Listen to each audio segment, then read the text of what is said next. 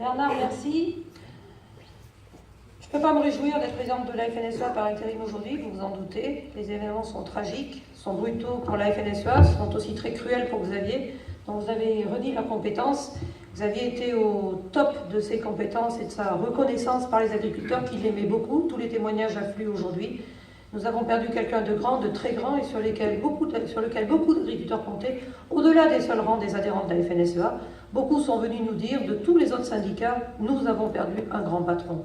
Donc ce Xavier-là, il a énormément apporté à la FNSEA, il a énormément essuyé de critiques et nous avons été très affectés, mais aujourd'hui nous réhabilitons la mémoire de Xavier, ce qu'il est, ce qu'il était, l'homme loyal, droit, rigoureux, exigeant, convivial, à l'écoute qu'il savait être, et ceux qui l'ont le mieux connu ici savent très bien que c'était le vrai Xavier. Et il était affecté par toutes les critiques qu'il avait ces derniers temps, les émissions à charge, publié sur le service public, malgré son décès, publié encore jeudi soir, enfin diffusé encore jeudi soir, ce que nous avons essayé de faire repousser, mais pas obtenu, tant la dictature de Mme Lucet a été forte pour imposer cette diffusion jeudi soir. Donc, nous lui devons beaucoup, nous allons poursuivre sur sa lancée, parce que je crois fermement que cette dimension économique du syndicalisme est attendue de nos adhérents. Nous défendrons le revenu des agriculteurs et que nous soyons engagés dans le syndicalisme à vocation économique ou que d'autres soient engagés dans la coopération ou dans différentes instances pour défendre les agriculteurs via la commercialisation, c'est un combat commun, l'épanouissement et les bonnes conditions de travail et de revenus des agriculteurs. Et avec l'équipe qui va se construire prochainement, puisque nous allons y travailler, nous y travaillons en ce moment, le congrès est électif, tout le monde a renouvelé, il y aura un nouveau conseil d'administration, un nouveau bureau, et nous constituerons une équipe pour poursuivre, mais ça sera dans la ligne de ce qu'a fait Xavier, et qu'il a aussi très bien expliqué dans son livre, que je vous invite vraiment à lire.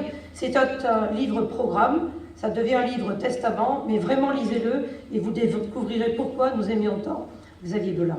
Moi, je vous félicite pour le travail accompli dans votre fédération, l'ensemble du rapport d'activité, ce que tu as retracé, notamment les événements tragiques sur la filière foie gras et la filière palmipède, où il faut vraiment toute la détermination d'un territoire, mais aussi toute la rigueur de pensée des responsables professionnels qui sont à la tête de cette filière, et j'ai eu l'occasion de le dire à chacun d'entre eux, et à Christophe Baraille particulièrement, que j'ai vu récemment à Paris. J'ai lu le plan d'action extrêmement rigoureux qui a été proposé, c'est la seule voie possible pour redresser cette filière. Je vois aussi qu'il y a des réflexions pour imaginer une amélioration de tous les process, de l'organisation de la production, sans remettre en cause la volonté de rester producteur sur des volumes importants de foie gras qui sont demandés aujourd'hui par le marché et qu'on aurait bien tort de laisser à d'autres qui se posent moins de questions. Il y a tellement d'emplois, tellement d'enjeux, tellement d'identité, tellement de culture derrière ce produit pour le territoire du Sud-Ouest qu'il faut absolument réussir ce plan de redressement. Mais je peux vous dire qu'en descendant et en regardant les documents, je pensais aux producteurs qui ont dû abattre, et quand je vois les millions d'euros impactés, c'est impressionnant. Heureusement qu'il y a des structures collectives et une organisation pour tenir à bout de bras, et la filière bien sûr, mais les producteurs également. Je voudrais dire aussi que quand la FNSEA a lancé le slogan « Plus de prix, moins de charges, moins de normes », nous avons bataillé pour avoir plus de prix. Et Xavier y a mis toute son énergie. Et si dans la loi Sapin 2 votée à la fin de l'année, nous avons réussi à faire introduire la référence au coût de production pour les contrats entre les producteurs et les industriels, c'est parce qu'il y a eu aussi la force syndicale derrière. C'est toujours les idées, le lobbying, la négociation, mais quand même le réseau syndical qui est à la manœuvre aussi pour faire avancer ceux qui refuseraient d'avancer.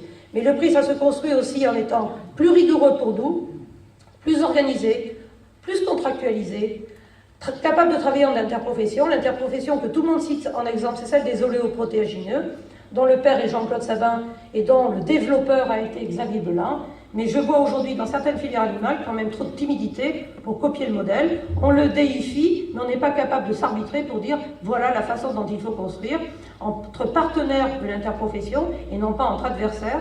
C'est malheureusement trop ce qui apparaît pour un certain nombre de secteurs et dans certaines régions. Moins de charges et moins de normes, le moins 10 points obtenus sur les cotisations sociales l'année dernière, quand on n'a pas de revenus, on n'en voit pas l'impact, et je peux vous dire que les bonnes années ou les années de revenus corrects, on sera tous contents d'avoir ces moins 10 points qui nous ont ramené de 42 à 32%, comme nos collègues nord-européens, et ainsi on pourra réajuster et ne plus être en distorsion de concurrence comme nous l'étions auparavant. Il reste à améliorer encore un certain nombre, et je le dis devant M. Martin, qui a été ministre de l'écologie et qui aujourd'hui préside l'Agence française de la biodiversité. Nous avons en France, nous avons eu une habitude de surtransposer bon nombre de directives européennes. Ça date de Dominique Voynet à l'époque, c'est vous dire si ça date. Reconnaissons à Stéphane Le Foll d'avoir allégé certaines de ses contraintes sur les ICPE, notamment en porc, en volaille et en bovin, en essuyant les foudres de beaucoup d'ONG et d'associations pro-animaux et d'associations environnementales. Madame Royal a suivi, ce qui lui a valu des critiques aussi. Elle était hier dans le département du Maine-et-Loire où elle posait la première pierre d'une porcherie. J'ai quand même des photos assez originales de Madame Ségolène Royal posant la première parpaing d'une porcherie. Ça veut dire aussi que quand on arrive à expliquer qu'on est au boulot sur la reconquête de la qualité de l'air, certains ministres viennent sur place, soutiennent, et nous souhaitons qu'ils soient plus nombreux dans cet état d'esprit. L'état d'esprit de la FNSEA, c'est celui-là. C'est défendre une agriculture diversifiée, performante économiquement, performante socialement et performante environnementalement. Quand on a porté l'agriculture raisonnée dans les années 1999, c'est exactement ce qu'on en a porté avec nos organisations. On peut regretter qu'il y ait eu le blocage par rapport à l'agroécologie, qui a été trop perçu comme un dogme dans la bouche de M. Le Foll, qui en a fait l'alpha et l'oméga, parce que ce travail, nous l'avions engagé, et nous en avons d'ailleurs déjà un certain nombre de fruits. Quand notre ami Dugère parle du non-labour et de toutes ces techniques simplifiées, elles se sont développées et vulgarisées parce qu'il y a un intérêt pour le sol, pour le carbone, pour les phytos, il y a de multiples intérêts. Donc nous sommes sur cette voie d'une agriculture en pleine mutation, mais le contexte économique aujourd'hui beaucoup plus débridé, libéralisé, qui nous confronte à la volatilité extrême de nos prix, nous oblige aussi à faire des propositions très très concrètes à ceux qui veulent briguer la plus haute responsabilité de l'État. C'est ce que nous avons fait la semaine dernière vis-à-vis des candidats à la présidentielle, en leur proposant, tant sur les normes que sur l'amélioration de la fiscalité, la modernisation de l'agriculture, du prêt à voter, 13 mesures pour les 200 premiers jours. Nous espérons que celle ou celui qui seront au deuxième tour l'entendront, et nous espérons que celui qui présidera au Décidé de la France à l'avenir saura s'en rappeler. En tout cas, nous serons là en face pour le répéter chaque fois que ce sera nécessaire. Et puis nous avons consacré notre rapport d'orientation de Brest à l'Europe, parce que nous sommes des Européens convaincus. Moi j'en veux beaucoup à tous ceux qui aujourd'hui parlent d'Europe qu'en négatif. Nous, agriculteurs, nous savons ce que nous devons à l'Europe, et nous devons le dire plus. J'entends tôt d'agriculteurs, portés par certains syndicats concurrents, penser que ce serait mieux en sortant de l'Europe. Les amis, où pensez-vous qu'on puisse retrouver 9 milliards d'euros pour l'agriculture française? Où? Dans le budget de la France en ce moment? À qui allons-nous le prendre? À la défense, à l'enseignement, à la recherche, à la sécurité sociale?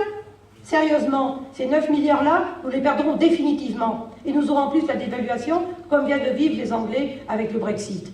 Dans le contexte actuel de désillusion généralisée, de peur véhiculée et brandie en slogan, moi je vous invite à la responsabilité quant au vote que vous allez faire, parce que nous avons besoin d'Europe, plus d'Europe, mieux d'Europe certes, plus politique que technocratique, plus de gouvernance que de juridique, mais quand même une Europe qui refixe un sens à la politique agricole. Nous savons que les agriculteurs, au fond d'eux-mêmes, partagent cette conviction, mais que certains, désabusés parfois par des dysfonctionnements, se laisseraient entraîner sur de mauvaises pistes. Nous l'avons déjà réaffirmé, Xavier avait à cœur de le dire, nous le dirons à Brest et nous le dirons aussi fermement que ça me paraît essentiel. Et puis parce qu'il faut conclure sur les valeurs du syndicalisme et qu'il faut le faire vite, je vous le ferai en formule TGV. Dans le syndicalisme, et parce que les mots comptent sur Twitter en 147 signes, il ne faut pas se rater, eh bien nous avons 5 V. 1, c'est les valeurs. Les valeurs du syndicalisme, c'est le travail, la responsabilité, la solidarité. Nous les portons tous, et si vous êtes nombreux ici, c'est que vous les partagez avec vos responsables. Le deuxième V, c'est la vision. Regardez le monde tel qu'il est, et non pas tel qu'on voudrait qu'il soit. Les vendeurs de rêves, nous n'en voulons pas. La réalité, elle est difficile quand on est acteur économique, et il faut une vision éclairée. Xavier l'a donnée, nous la porterons et nous la poursuivrons. Le troisième V, c'est la volonté. Rien ne se fait sans volonté. Il ne suffit pas d'être chiffre-molle ou de brandir Dieu sait quel slogan.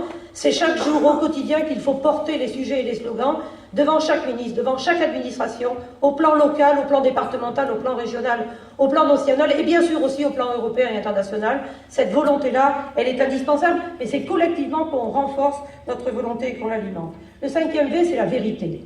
Pas de démagogie, pas de populisme. Nous ne sommes pas des vendeurs de rêves. Dans 5 ans, dans 10 ans, c'est nous qui reviendrons devant les agriculteurs. D'autres auront disparu. Et si nous vendons du rêve, ils sauront nous le dire. Dire la vérité, c'est dire que le monde a changé et qu'il faut s'adapter à ce monde-là. Et que nous, agriculteurs, nous avons de belles perspectives en termes d'alimentation, de réponse au changement climatique, de réponse à différents enjeux environnementaux, mais qu'il y a des transitions organisées pour arriver à en tirer le juste retour. Et enfin, le cinquième V, c'est le mot victoire. Quand même, les amis, reconnaissons que grâce au syndicalisme majoritaire FNSEA-JA, grâce à nos partenaires dans les différentes organisations mutualistes et coopératives, nous avons construit de vraies victoires pour l'agriculture. Et quand les responsables politiques savent écouter ceux qui portent les vrais messages de vérité, de volonté et de responsabilité, on arrive à construire des dispositifs qui permettent d'avancer. On l'a fait sur un certain nombre de sujets. On l'a fait sur le PCAE, le plan de compétitivité, d'adaptation des exploitations. On le fera, je l'espère, sur le sujet d'irrigation. Vous aviez porté une orientation, j'espère qu'elle sera reprise. Il y a pour l'instant trop d'idéologie de la part de gens qui devraient faire plus souvent un tour sur Terre dans les territoires du Gers ou du Sud-Ouest pour savoir que l'eau, c'est capital. Sans eau, pas de contrat, pas de production. Eh bien, c'est ce discours de vérité farouchement ancré dans le cœur des agriculteurs que nous voulons porter. Je vous remercie de m'avoir écouté et je m'excuse d'avoir parlé.